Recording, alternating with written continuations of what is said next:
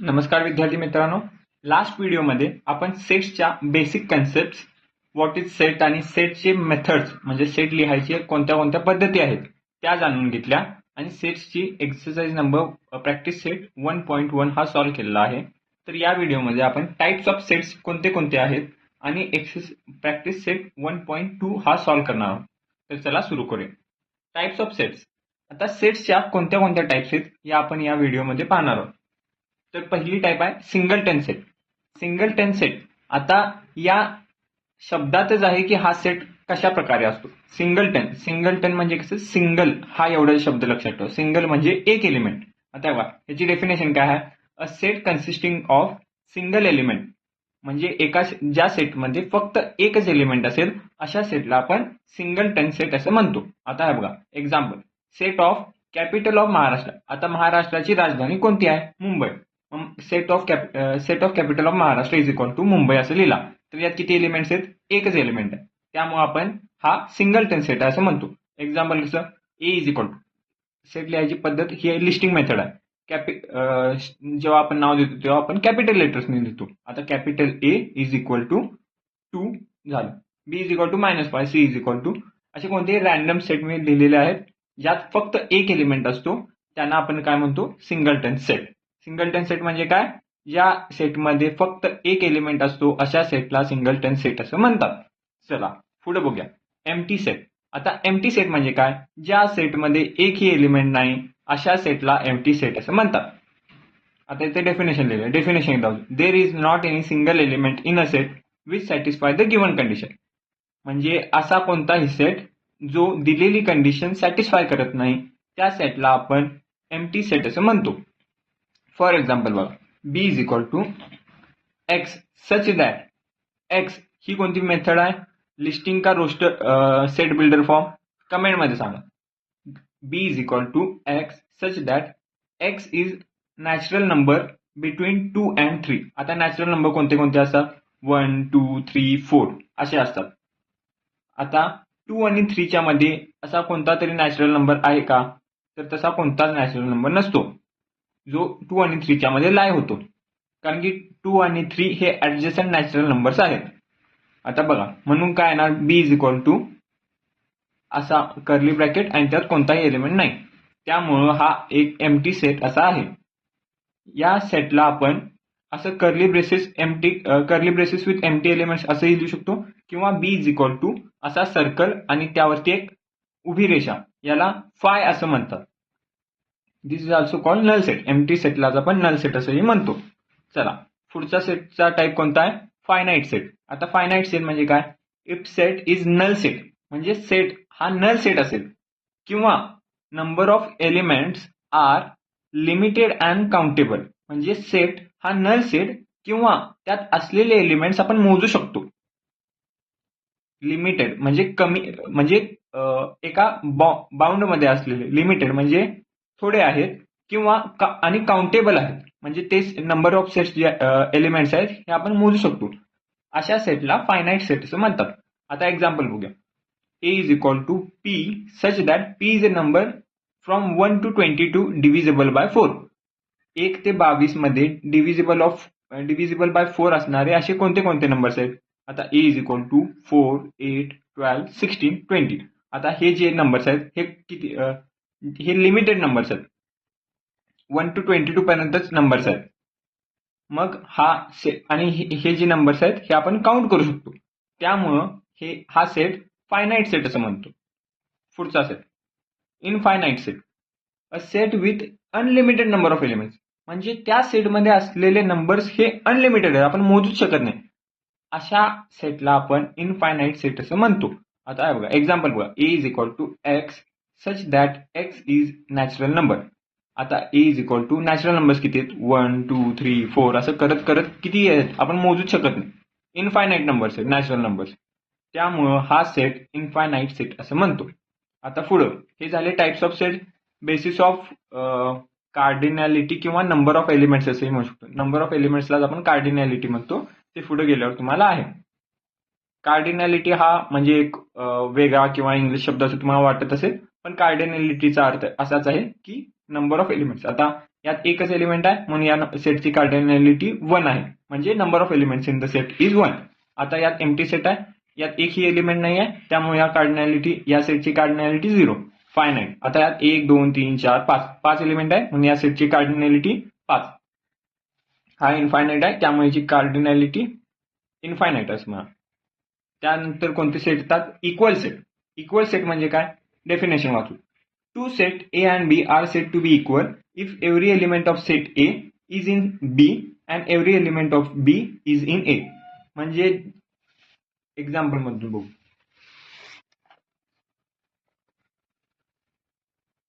आता पहिलं example, X is a letter of word listen.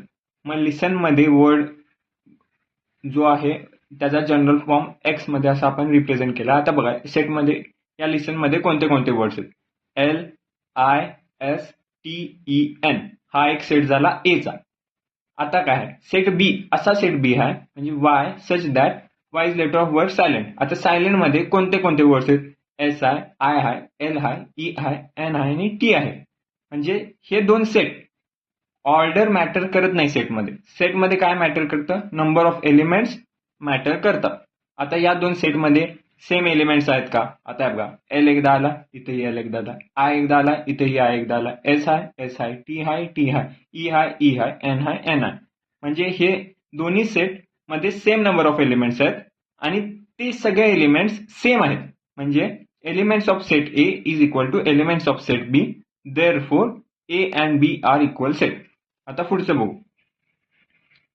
A is equal to X is a prime number less than 10. आता 10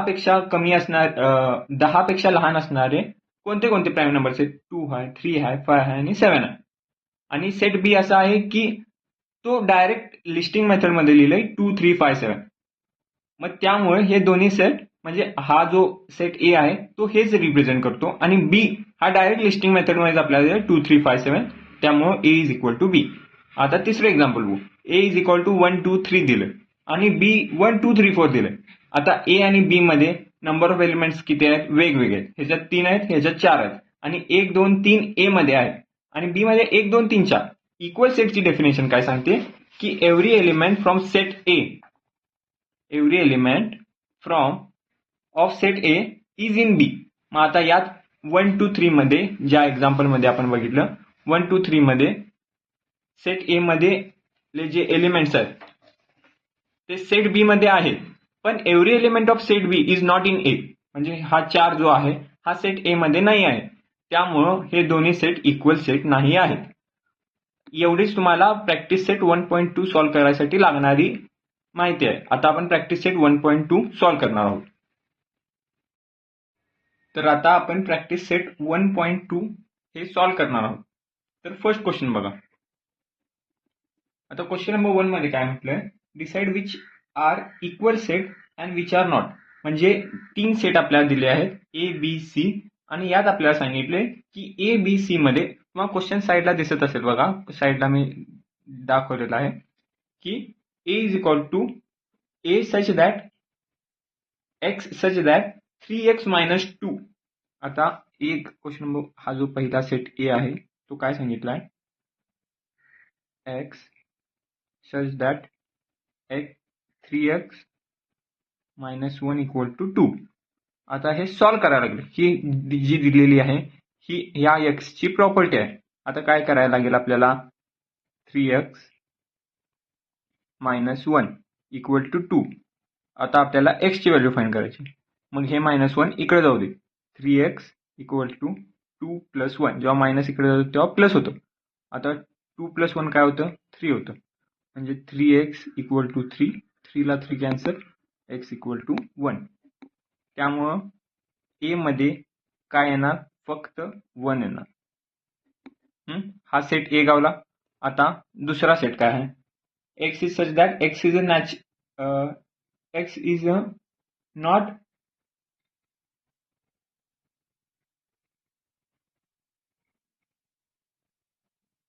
x is a natural number but neither prime nor composite. म्हणजे x हा असा number आहे जो prime बी नाही आणि composite बी नाही. म्हणजे b इज इक्वल टू असा कोणता नंबर आहे नॅचरल नंबर जो प्राईम बी नाही आणि कंपोजिट बी नाही? मग तो आहे 1. आता तिसरा C is equal to C x such that x is natural number. मग आता एक्स हा नॅचरल नंबर, नॅचरल नंबर कुठून सुरू होतात? 1 पासून होतात, 1 2 3 4. आणि एक्स हा 2 पेक्षा लहान आहे. 2 पेक्षा लहान असणारा नॅचरल नंबर कोणता?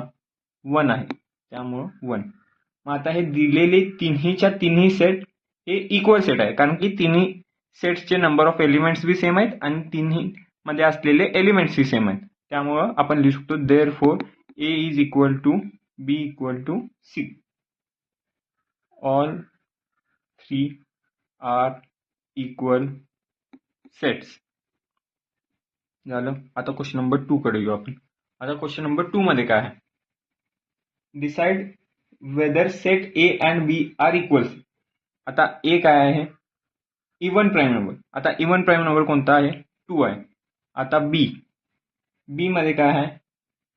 X such that 7x - 1 equal to 13. आता हे सॉल्व करू आपण. आता 7x - 1 इक्वल टू 13. आता हे -1 इज इक्वल टूच्या तिकडे गेलं तर काय होतं? 7x is equal to 13 + 1.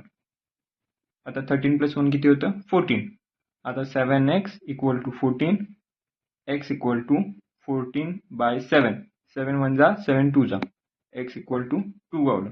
त्यामुळं बी मध्ये असणारे एलिमेंट कोणते? फक्त 2 असणार, कारण की आणि काय असूच शकत नाही. त्यामुळं सेट ए मध्ये बी 2च आहे, बी मध्ये बी 2च आहे आणि दोघांच्याकडे असणारे नंबर ऑफ एलिमेंट्स बी सेम आहे.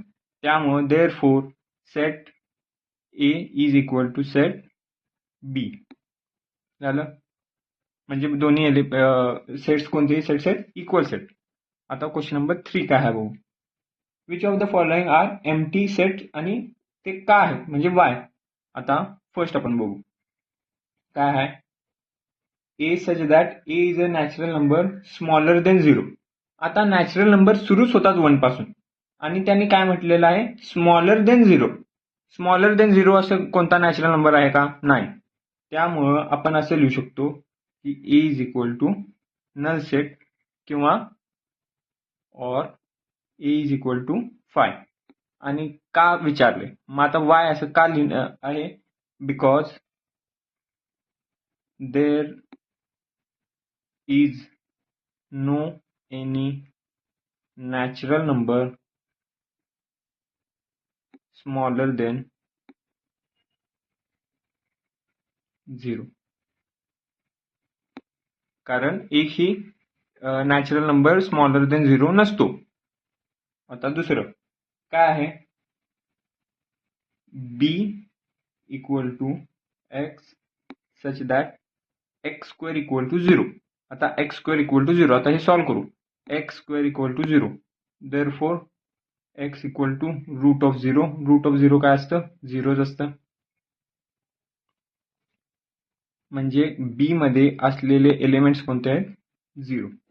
आता बी मध्ये एक एलिमेंट आहे, हा 0 जरी असला तरी यात एक एलिमेंट आहे, म्हणजे number of elements in B is not equal to 0. म्हणजे हा एम्प्टी नाही आहे. त्यामुळे therefore the number of elements in B is not equal to 0. म्हणजे नंबर ऑफ एलिमेंट कोणता आहे तो नाही, नंबर ऑफ एलिमेंट्स म्हणजे बी मध्ये असणाऱ्या एलिमेंट्सची टोटल नंबर ऑफ, म्हणजे आपण जर काउंट केलं एलिमेंट्स कोणते कोणते ते 0 आहेत का? नाही. The number of elements in B is not equal to 0. Hence B is not null और एम्प्टी सेट. आता तिसरं काय दिलंय? C equal to x such that 5x - 2 equal to 0 आणि x बिलॉंग्स टू n. आता काय म्हटलंय की x हे आता आपण सॉल्व करू. 5x - 2 equal to 0. आता मायनस तिकडे जाणार तेव्हा काय होणार? Plus 5x equal to 2. x is equal to 2/5. आता हे आपल्याला व्हॅल्यू गावली. पण इथं काय सांगितले, प्रॉपर्टी अजून काय आहे एक्सची, एक्स हा नॅचरल नंबर आहे. 2/5 हा नॅचरल नंबर आहे की नाही आहे. कारण की नॅचरल नंबर कोणते असतात, 1 2 3 4 5.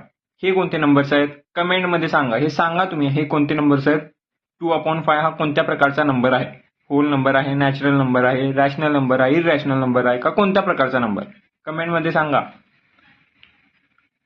आता x इज इक्वल टू 2/5 हा नॅचरल नंबर नाही आहे. मग आता तुम्हाला कोणता नंबर आहे तो सांगा, होल नंबर आहे का, रॅशनल का, इरॅशनल का, रिअल नंबर आहे का, इमॅजिनरी नाही आहे तुम्हाला, रिअल नंबर आहे की इरॅशनल का रॅशनल नंबर आहे तो सांगा, कमेंटमध्ये सांगा. 8th मध्ये झालेला आहे तुम्हाला.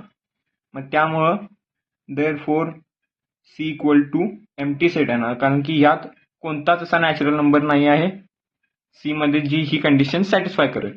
Therefore C is empty set. आता क्वेश्चन नंबर 4 सॉल्व्ह करू आपण. बरं, आता क्वेश्चन नंबर 4 काय आहे बघा.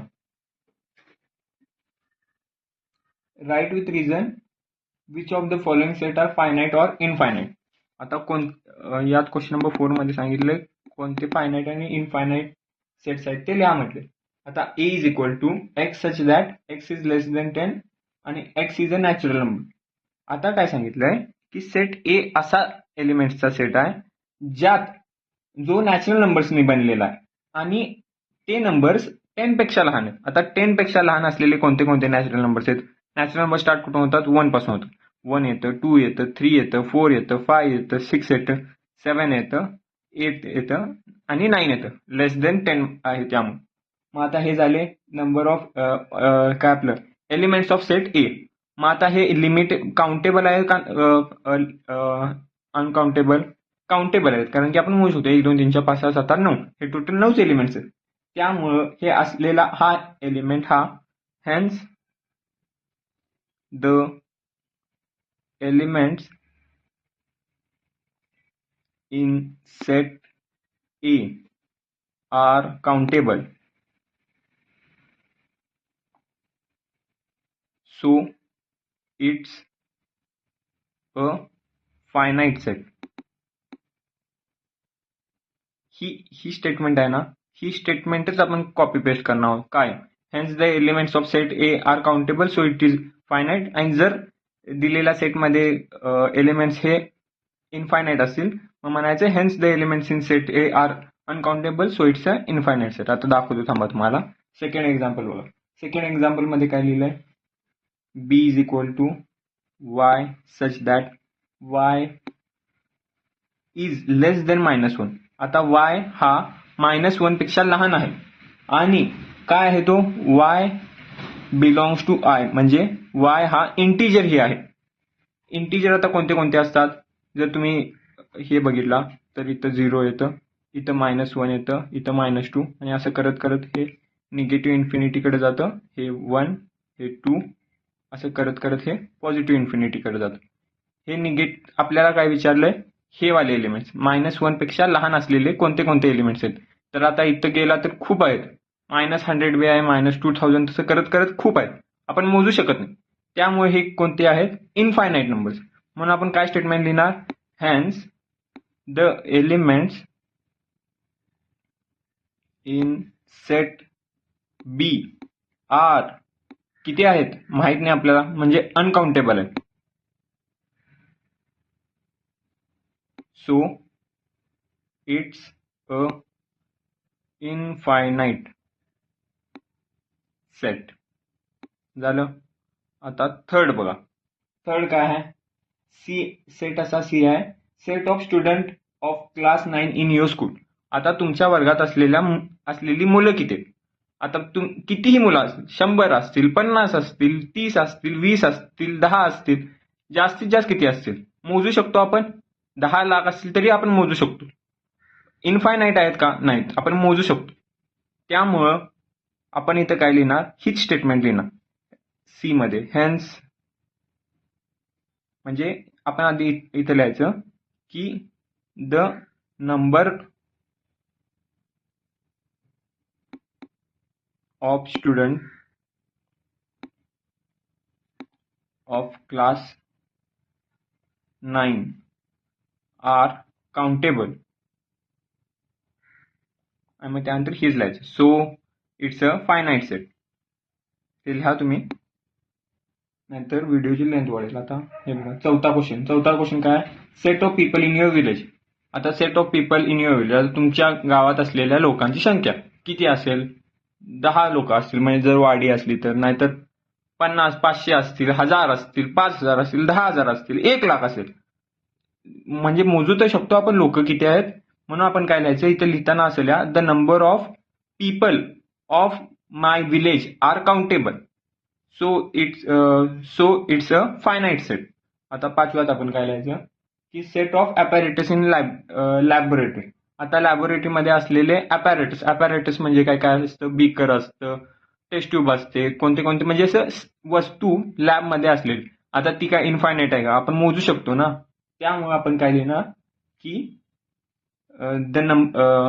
The apparatus in laboratory are countable, hence so it's a finite set. आता सहाव्यात काय लिहिणार,